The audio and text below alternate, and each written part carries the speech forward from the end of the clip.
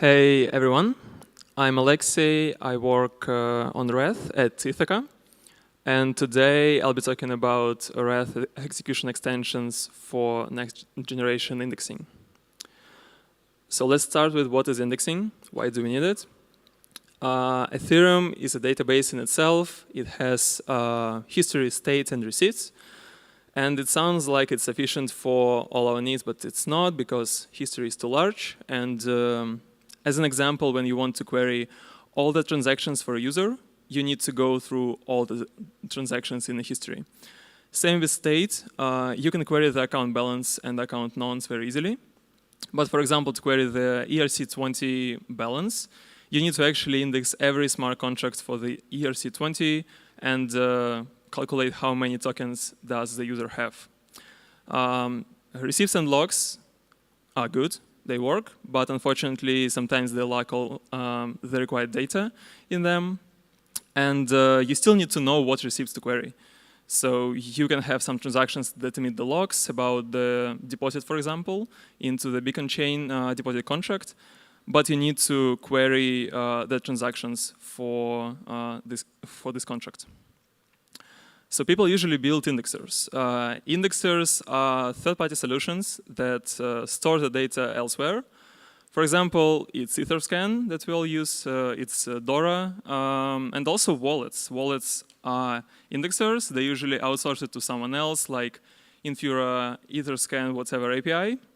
But to show the token balances, you also need it.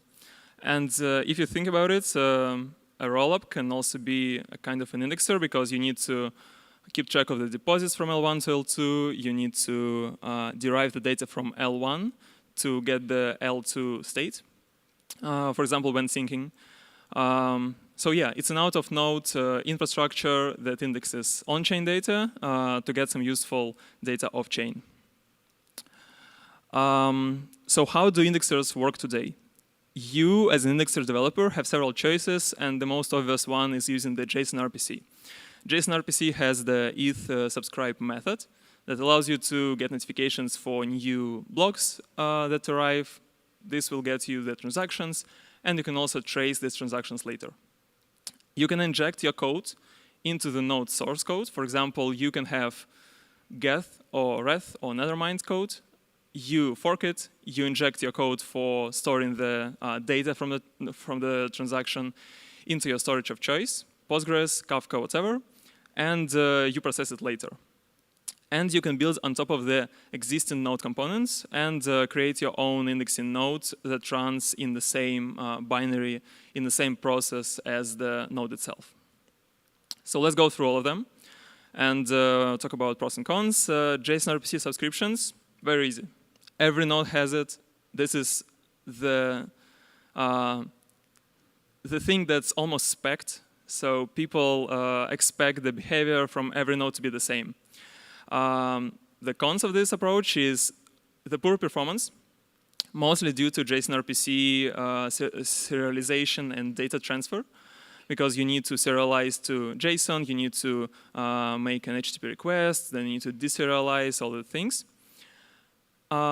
It's difficult to handle the chain reorgs, because when your chain reorgs, you get a notification on the ETH subscribed WebSocket connection. But this notification doesn't tell you a lot about what was reverted and what was committed now. You need to figure it out by your own. And also, it requires the ad hoc solution, some like Rust, Python, JavaScript code that runs alongside your node, listens to this JSON RPC method, and stores this data somewhere. Okay, we have like a better idea. We can inject our code into the node source. We solve the problem with overhead on serialization and the data transfer. You basically do not leave the memory that the node uses, and all data is potentially accessible. So you have the access to the database, to the transaction pool, to everything that the node has access to. And Geth has it today. It's called live tracing, and as you can tell, it's very easy. You add your own .go file to some directory, you run Geth as normally, and it produces your logs. The cons of this approach maintaining the fork of an original repository. So you need to fork Geth, you need to add a .go file into some directory. But if, for example, Geth introduces some new feature, you need to pull the changes, you need to resolve the conflicts, and then you can start running your node again. And the con is also that you are tied to the programming language that you use, that the node is written in. So in case of Geth, it's Go. So we have our own answer to that, and it's execution extensions. So let's talk about what are they. Execution extensions allow you to consume a rework-aware stream of notifications coming from the node. Basically, you get access to all node components, same as in the approach with Geth. You get access to EVM database, transaction pool, payload builder. You use shared memory for communication. So the node sends a notification about chain commit. It has one block. This block is in memory. And all ExExes, for example, you can have 5 execution extensions. They share the same memory, so there is no copying going on. And it's also compiled into the same binary as Reth. And it's run in the same process. So as I said, there is no forking. I didn't say this. There is no forking because we use Reth as a library. That's the main, I think, difference that we try to talk about more. That Reth is an SDK, not just a node, and you can import Reth. You can use it in your own small project. 100 lines of code, 1,000 lines of code, doesn't matter. And when Reth updates, you just do cargo update, and it updates your dependencies. You also have the access to all the node components, as I said, and what's also very cool that you get access to the state diffs right from the EVM execution. So the EVM finished executing the block, it produced some state diffs and try diffs, and you can consume them. The issue is that you are tied to the programming language of Reth, which is Rust, which is not bad. So as I said, you can do whatever you want as like an indexer. You can do an indexer, a rollup, for example, a base rollup, an AVS, or an Oracle. And you use the power of the node builder in Reth SDK to introduce a new RPC method for this indexer that serves your data to extend the payload builder, or add a new CLI argument to somehow configure your indexer without modifying the source code. This is an example of an ExEx. What happens here is that you consume the stream of notifications. There is 3 variants for the enum, chain committed, chain reorged, and chain reverted. And as you can see in the reorg, we have old and new chain. So you can undo all the state diffs from the old chain and apply all the state diffs from the new chain. And then the node is started in the fn main entry point function, which is like 10 lines of code. And it runs the full Reth node, just as a normal Reth node, but with your extension that node sends data to. So people today are already building stuff with ExExes. We have Taiko experimenting with the base rollup built on ExExes. We have Kona, which is an OP Labs project for derivation of L2 blocks from the L1, and it's also an ExEx. We have Shadow working on Shadow logs when you want to have additional logs in your app that are not in the source code of the contract itself. And you, on every new transaction with this contract, you modify the VM execution of it. And VFVM also doing some stuff, and they have like 4 blog posts in their blog about it. And rollups also can be seen as just execution extensions, as you can see, and that's a future I'm personally very looking forward to, that people build into one piece of software many pluggable pieces, and you run a rollup inside your own node without communication via some API. So let's build an indexer. What we want to do, we want to index the beacon chain deposits, for example, and serve them as a list of top depositors to the contract through an API. Deposits are recorded in the events of the contract, we can decode them, and the API will be the node's JSON RPC, and we extend it using our own method that we will build. And this is the screenshot from the Etherscan. They already have this.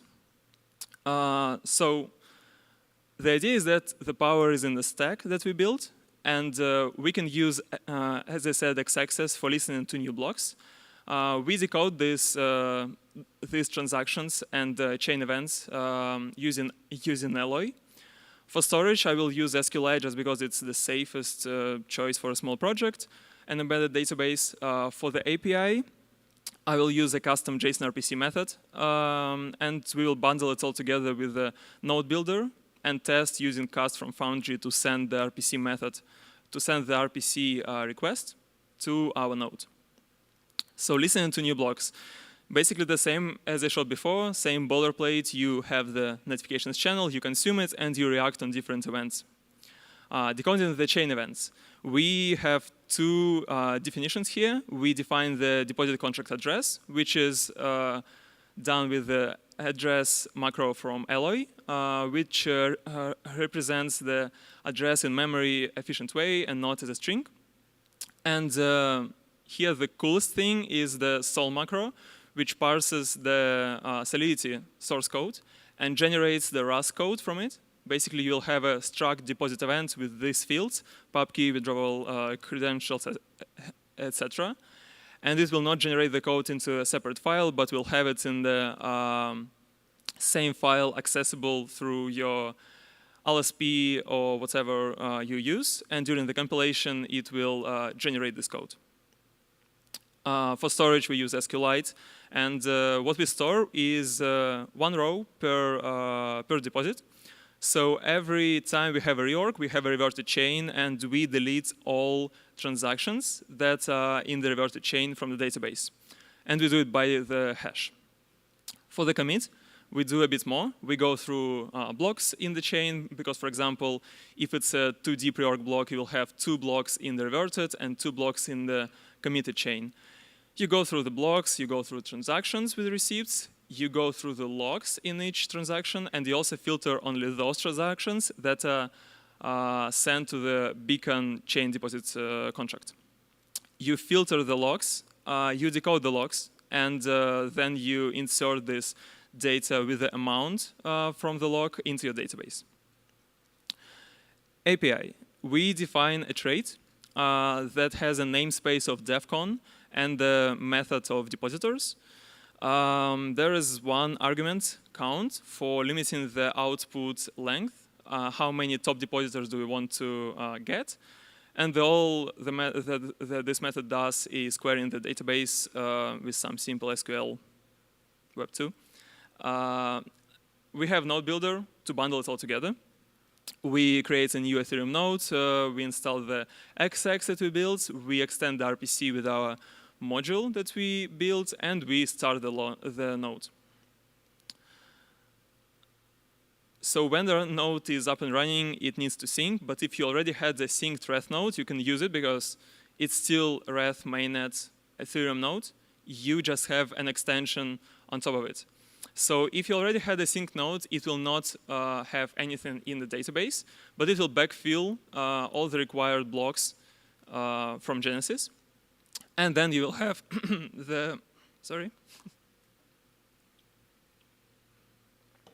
and then you will have the depositors that you can query with cast. And cast RPC is just a command to query the JSON RPC. So the result is one file with less than 200 lines of code for building the indexer. And the power here is that you have the whole Reth code base with thousands of lines of code that's hidden by the import. And in the corner, there is a QR code. You can scan it and check out the repo. So what else can you build with ExEx? We have a couple ideas that we would like people to experiment with. And if you have any other ideas, we are very welcome, and we would love to hear it from you. So the remote ExEx is about streaming the data out of the node into some data lake. For example, you have a gRPC server, or you have some Kafka, or any other queue, and you just simply stream this data out and consume it on the other end. I believe this is what companies like Etherscan will do, because they will not plug the indexing parts into the ExEx because they have a more complicated system. Oracle ExEx. You listen as an ExEx to some off-chain data source. For example, you query the New York Times web site. You attest to this data as one user of this ExEx. So you sign that you saw this kind of data. You gossip these attestations using the DSQ5 topic to other people running the same ExEx. And what you have a small network of oracles trying to agree on something, and when they come to consensus, when the quorum is reached, they post the data on chain with these signatures. So you can tell that it's actually signed by all these people who said that they're oracles. And it's very similar to how AVSs work, and you can build AVSs with ExExes. Based rollups. You expose your own RPC to send transactions. You do not post these transactions to L1, but instead you execute them on top of the state of your rollup. Then you batch them, and you submit the transactions and the state to L1. And on the QR code, we also have a bunch of examples that we built for people to play with. They're not production ready, but they serve as an inspiration for people to start working with ExExes.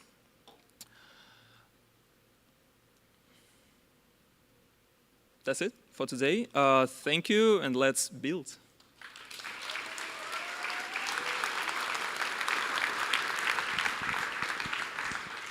Thank you very much for the wonderful talk, Alexey. So let's move to questions. As a reminder, please scan the QR code and submit your questions. So this is very dev-friendly, but you still need to run a full Reth node, right? Even just for running a simple indexer. Yep, that's true. That's basically true. Well, yeah. You can either run an archive node to get access to all history and all change sets, or you can have a full Reth node. Yes. Okay. How does backfill work? Right. So when you start your ExEx, there is an option to subscribe to notifications telling what's the latest head that you saw is. And for example, if you start your ExEx on block 21 million, but you didn't have any data in your ExEx database, you pass the block 0, and it starts sending first the blocks and change sets and state diffs from block 0 to 21 million, and then it sends all the data from block 21 million to the tip. What's the delay before we receive an ExEx notification? ASAP. ASAP. Basically, you execute, and once it's executed, you send a notification. So we send the notification, and you receive it matter of milliseconds. Yeah. Okay. Did you consider building this in some language agnostic but still in process way? That's a good question. We believe that it should be built by the community, and it can be a SaaS, a separate project, whatever.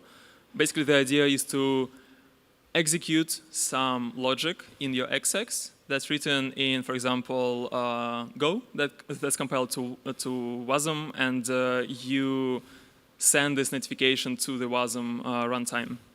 It can be done, and we have a PR on examples repo to do it with WASM, and it's working, but it's not merged because it's not finished. Okay. Will the ExEx run as a separate process, or would it just add some custom logic into Reth and run only the one Reth process? Right, so default way to run ExExes is in the same process. What you get from this is a separate, shared memory. You do not waste time on somehow communicating between this separate process and Reth. But as I said, you can run a remote ExEx that allows you to just stream the data out of your node, and you consume it with your code of choice, Python, JavaScript, whatever, in something similar to ETH subscribe way, but you can choose what it should be. It can be protobuf, it can be some JSON, whatever. What do you mean by reorg aware notifications? Yeah. So when you have a node running, sometimes it reorgs, meaning that the block that's canonical now will be replaced by another block, or last 2, 3, 4, whatever blocks can be replaced by different blocks. So your ExEx, to maintain the canonical state, needs to be aware of these reorgs and these changes. So when it happens, you receive a notification saying, hey, this is the old chain, and the old chain is, for example, these 2 blocks that we deleted from the database, and these 2 blocks are the new that we committed to the database. And you can apply this to your separate database that you maintain, for example, with your state of deposits to the contract. Okay. How much time does it take to backfill ExEx for simple use cases such as logs and for more advanced use cases like internal contract state? Yeah. So it doesn't really matter, I think, what you do here because you receive the state diffs and the logs anyway. What matters is the EVM execution time because what happens when you backfill, you run pure EVM execution from block, for example, 0 to 21 million. And currently, I'm not sure what's the speed of this, the peak speed. I would say it's some number of gigagas mentioned per second. And this is the speed that you can get new updates at. How do you handle reorg? It's handled inside Reth nodes, and we basically maintain a structure, the tree that says this is the canonical chain, this is the side chain, and at some point the side chain becomes canonical. So we revert the canonical chain and make the side chain canonical. That's a rough explanation, and what you get as an ExEx developer is a nice diff old new chain. Does backfilling require running ExEx in archive mode, or is a full node enough? It depends on how deep is the backfill. So in the full node, we still store some change sets. And if it's, for example, 20 blocks deep, it's fine. But if it's from Genesis, you need an archive node. How do off-chain oracles coordinate data sources? That's up to you. And it should be some protocol that agrees what to query, how to agree, how to communicate this data between each other, etc. Did you see that Geth has a PR for this now too? Yes, and unfortunately it's closed now because Peter wants to move it to his own small repo. I respect this. This is good. Yeah, I like it. Okay. If ExEx runs as an independent process, what's the difference between that and other indexing tools such as the graph or other ETL tools? You basically can choose what methods of communication it uses. And for example, you can use protobuf that's more memory efficient and space efficient. What are invariants of the ExEx interface? Are notifications guaranteed to be ordered and contiguous? Yes. Okay. Similar to the plugin in Hyper... Oh, okay, that seems to have been... Does backfill still work if you enable pruning? Again, depends on the depth of the backfill. Okay. Can you alter execution with ExEx? For example, execute some custom logic for each store? Yes, you can. You can override it with the node builder using the custom EVM executor. It's independent from the ExEx, and the ExEx will get the result of your EVM execution. And I think a final question. How is ExEx compared to Hook from Geth or plugin from Nethermind? Right. Geth, hooks, I think require forking. And plugin from Nethermind is a cool idea that works via dynamic libraries. And I think it's very similar in terms of performance and just a different approach. All right. Well, I think that's it for questions. Thank you very much, Alexey. Thank you.